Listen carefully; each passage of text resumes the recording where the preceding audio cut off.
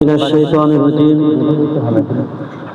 بسم الله الرحمن الرحيم الحمد لله والصلاة والسلام على رسول الله نحمده ونصلي على رسوله الكريم সকল প্রশংসা মহান রব্বুল আলামিন আল্লাহ পাকের জন্য দরুদ ও সালাম বর্ষিত হোক মানবতার মুক্তির দিশারি আমাদের প্রিয় নবী হযরত মুহাম্মদ সাল্লাল্লাহু আলাইহি সাল্লামের উপর। সম্মানিত আলেম ওলামা, প্রিয় হাফেজ ভাইরা এবং আমার সাথীবৃন্দ, আপনাদের সকলের প্রতি আমার অন্তরের স্থল থেকে আন্তরিক সালাম। আসসালামু আলাইকুম ওয়া রাহমাতুল্লাহি ওয়া বারাকাতুহু। আমরা ৭ নং মহারাজপুর ইউনিয়নে ঝিনাইদহ থেকে এখানে আসার উদ্দেশ্য হলো যে আমাদের হাফেজ ঐক্য কল্যাণ পরিষদ নামে একটা সংগঠন আছে, ইতিমধ্যে আমাদের অনেক ভাইরা জানি। এই সংগঠন ইতিমধ্যে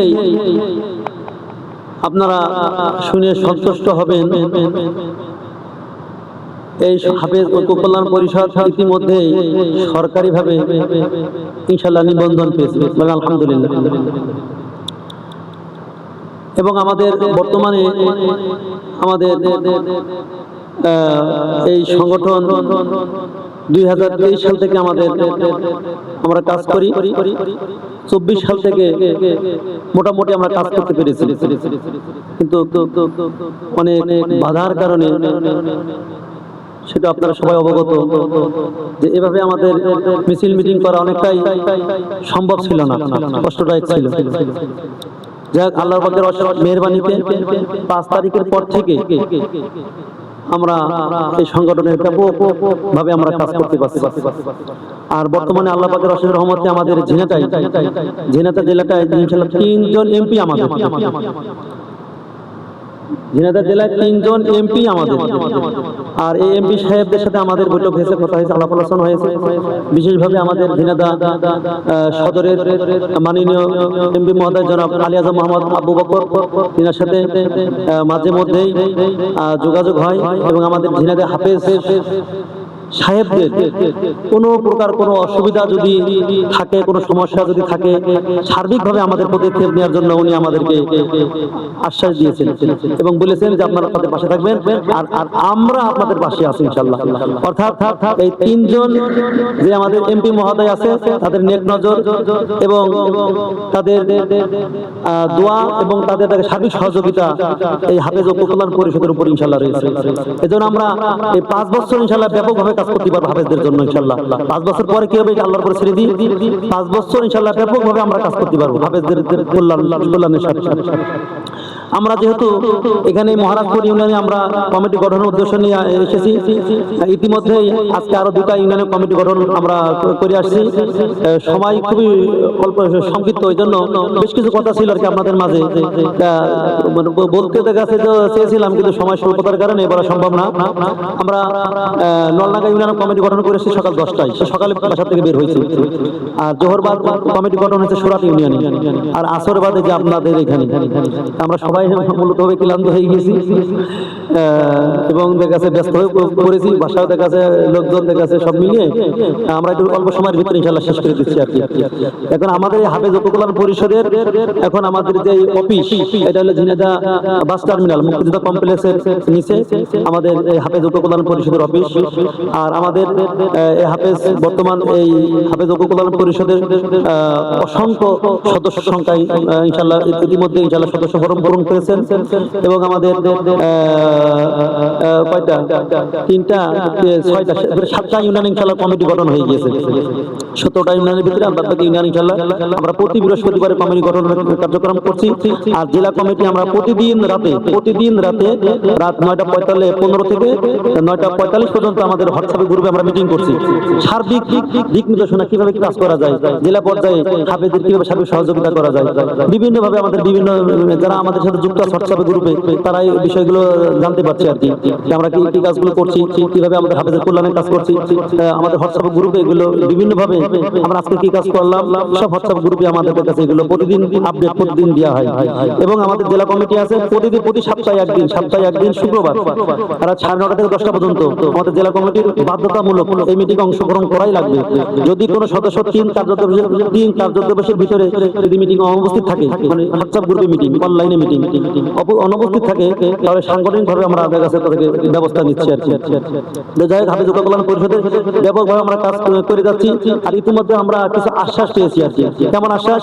যেহেতু আমরা সংগঠন নিবন্ধন পেয়েছি, হাফেজ কল্যাণ পরিষদ এই নিবন্ধনকৃত সংগঠনকে সরকার প্রতি মাসে 20 থেকে 1 লক্ষ টাকা পর্যন্ত সরকার দিয়ে থাকে। তাহলে 1 লক্ষ টাকা অথবা 20,000 টাকা শুরু করে সর্বনিম্ন 20,000 উপরে 1 লক্ষ টাকা পর্যন্ত নিবন্ধনকৃত সংগঠনকে সরকার দিয়ে থাকে। তাহলে ইনশাআল্লাহ কাজ করা যাবে, হাফেজ কল্যাণে কাজ করা যাবে ইনশাআল্লাহ। তারপর আমরা খুব অল্প সময়ের ভিতরে যে আমরা 2,000 সদস্য ফর্ম পূরণ করবো ইনশাআল্লাহ। 1000-এর উপরে ইনশাআল্লাহ সদস্য হয়ে গিয়েছে। আমরা খুব অল্প সময়ের ভিতরে টার্গেট নিয়েছি, এই ঝিনাইদহ 17টা ইউনিয়নে ইনশাআল্লাহ আমরা 2,000 সদস্য ফর্ম আমরা ইনশাআল্লাহ পূরণ করবো। 2,000 সদস্য যদি আমাদের হয়, মাসে যদি 100 টাকা দেয়, তাহলে আমাদের ফান্ডে কত আসছে ভাইরা? 2 লক্ষ টাকা আসছে। 2 লক্ষ টাকা আসছে। তারপরে আমাদের এমপি সাহেবের নেক নজর রয়েছে। মোটামুটি ইনশাআল্লাহ আমরা ব্যাপকভাবে হাফেজদের কল্যাণে আমরা কাজ করতে পারবো। ইতিমধ্যে ইনশাআল্লাহ আপনারা অবগত আছেন, অনেকে অবগত আছেন যে আমরা ঈদের আগে কিন্তু আমাদের ভাইদেরকে আমরা ঈদ সামগ্রী দিয়েছি। মোটামুটি কিছু হাতিয়া দেখা গেছে আমরা দিতে পেরেছি। তারপরে আমরা দেখা গেছে আমাদের অসংখ্য ভাইকে আমরা দেখা গেছে রক্তের ব্যবস্থা করে দিয়েছি। তারপর অসংখ্য ভাইকে আমরা চাকরির ব্যবস্থা করে দিয়েছি। হাফেজ কল্যাণ পরিষদের মাধ্যমে 5টা প্রতিষ্ঠান হাফেজ কল্যাণ পরিষদ বন্ধ প্রতিষ্ঠান, যেগুলো বন্ধ করে পড়েছিল, সেই প্রতিষ্ঠানগুলো হাফেজ কল্যাণ পরিষদ চালাচ্ছে আর কি, চলমান। যেভাবে হাফেজদের যেভাবে কল্যাণ হাফেজ কল্যাণ পরিষদ করে আসছে, এই ধারাবাহিকতা বজায় রাখার জন্য আপনাদের সহযোগিতা একান্ত প্রয়োজন। ইনশাআল্লাহ আপনাদের সহযোগিতা যদি পাওয়া যায়, এই 5 বছর আমরা হাফেজদের কল্যাণে আমরা ব্যাপক কাজ করতে পারবো ইনশাআল্লাহ। আমাদের এই হাফেজ কল্যাণ পরিষদের কিছু লক্ষ্য এবং উদ্দেশ্য রয়েছে। 1 নম্বর যে লক্ষ্যটা রয়েছে, মহান রব্বুল আলামিন আল্লাহ তাআলাকে সন্তুষ্টি অর্জন করা, আল্লাহ পাকের সন্তুষ্টি অর্জন করা। 2 নম্বর রাসূলুল্লাহ সাল্লাল্লাহু আলাইহি সাল্লামের সুন্নাহ ও আদর্শ বাস্তবায়ন করা। আমি একটু মানে তাড়াহুড়া করে বলছি, মানে আমাদের দেখে চলে যেতে হবে আর কি, কিছু মনে করেন না আপনারা, মানে আমি দ্রুতভাবে বলছি এই জন্য। হ্যাঁ, আচ্ছা, তারপরে আমি সভাপতি সাহেব, যেটা আমি আপনাকে বিষয়টা একটু ব্যাখ্যা দিতে হবে আমার, যে সমস্ত পুরানো প্রতিষ্ঠান বন্ধ হয়ে গেছে সেগুলো পুনরায় চালু করে দেওয়া। যে কথা বললাম, আমরা 5টা প্রতিষ্ঠান বন্ধ প্রতিষ্ঠান আমরা চালু করে দিয়েছি বলে আলহামদুলিল্লাহ। এবং 4 নম্বর যে কোরআনের হাফেজদের কোরআনের প্রতিষ্ঠানে খেদমতের ব্যবস্থা করে দেওয়া। আল্লাহ রাসূলের রহমতে অসংখ্য হাফেজকে আমরা খেদমতের ব্যবস্থা করে দিয়েছি। কোরআনের প্রতিষ্ঠান পড়াশোনার মান উন্নতি করার লক্ষ্যে কাজ করা, এই যে বিষয়টা আসছে এখানে আমাদের 5 নম্বর যে লক্ষ্যের ভিতরে কোরআনের প্রতিষ্ঠানে পড়াশোনার মান উন্নতি করার লক্ষ্যে কাজ করা। যেহেতু আমি বাংলাদেশ হুফাজুল কোরআন ফাউন্ডেশনের জেলা শাখার আমি সাধারণ সম্পাদক, আর আপনার হুফাজকে দেখা যায় সংযোগের সাথে করে নিয়ে আমাদের তাদের সাথে দেখা যাচ্ছে ইনশাআল্লাহ জেলা কমিটির সাথে আমাদের এই হুফাজ কিভাবে ইউনিয়ন পর্যায়ে ছড়িয়ে দেওয়া যায়, ইউনিয়ন পর্যায়ে প্রতিষ্ঠানগুলো পড়াশোনার মান কোয়ালিটি ভালো করা যায়। এবং আমরা বিভিন্ন প্রতিষ্ঠানে যাই, তো বাচ্চাদের পড়াশোনার মান কোয়ালিটি খুবই দেখা যাচ্ছে নিম্ন পর্যায়ে রয়েছে। এগুলো কিভাবে উন্নতি করা যায়, কিভাবে ওই প্রতিষ্ঠানকে দেখা যাচ্ছে সুন্দর করা যায়, একটা বাচ্চার ভবিষ্যৎ কিভাবে দেখা সুন্দর করা যায়, নষ্ট না হয়ে যায়। আমাদের এমন প্রতিষ্ঠানগুলো আছে বাচ্চা হাফেজ হচ্ছে না, 5 পারা 10 পারা দেখা যাচ্ছে করেছে আপনার 5 বছর 6 বছর 7 বছর, এখন কি করবে, হুজুর বাধ্য হয়ে তার চাকরি দিয়ে দিচ্ছে। এইভাবে দেখা যাচ্ছে দুর্নীতি আমাদের দেখা যাচ্ছে প্রতিষ্ঠানগুলো আমরা দেখা যাচ্ছে জানতে পারছি, ভাই এগুলো অনিয়মগুলো এগুলো আমাদের প্রতিষ্ঠানগুলো আছে। ইনশাআল্লাহ আমরা সে পদক্ষেপ হাতে নিয়েছি, সেগুলো ইনশাআল্লাহ বন্ধ হয়ে যাবে। কোনো বাচ্চার ভবিষ্যৎ যেন নষ্ট না হয়, কোনো শিক্ষক তার প্রতিষ্ঠান দেখা যাচ্ছে প্রতিষ্ঠান পড়াশোনা মান করে ভালো করতে পারবে, তাকে আমরা সার্বিক সহযোগিতা করবো, প্রশিক্ষণের ব্যবস্থা করবো। এজন্য আপনাদের একান্ত আমাদের সার্বিক সহযোগিতা আমাদের প্রয়োজন। 6 নম্বর পরিষদে সকল কমিটি সদস্যদের বিপদে আপদে পাশে থাকা এবং প্রয়োজন হলে আর্থিক সহযোগিতা করা। ইনশাআল্লাহ আমরা অসংখ্য ভাইকে আমরা আর্থিক সহযোগিতা করেছি, আর্থিকভাবে আমরা সহযোগিতা করেছি, বিপদে আপদে তাদের পাশেও আমরা থেকেছি। আর 7 নম্বর হলো কোরআনের প্রতিষ্ঠান প্রতিষ্ঠানে শিক্ষকের প্রয়োজন হলে শিক্ষকের ব্যবস্থা করে দেওয়া, অনেক প্রতিষ্ঠানে শিক্ষক চাই যে শিক্ষক প্রয়োজন, অসংখ্য প্রতিষ্ঠানে আমরা শিক্ষকের ব্যবস্থা করে দিয়েছি। পরিষদের সকল কমিটি সদস্যদের মধ্যে কেউ যদি মারা যায় এবং তাদের পরিবারের কেউ যদি মারা যায়, জানাজায় শহীদ হওয়া, আলহামদুলিল্লাহ আমরা তাদের কাছে চেষ্টা করছি আর কি। আর পরিষদের কমিটি সদস্যদের রক্তের প্রয়োজন হলে রক্তের ব্যবস্থা করে দেওয়া।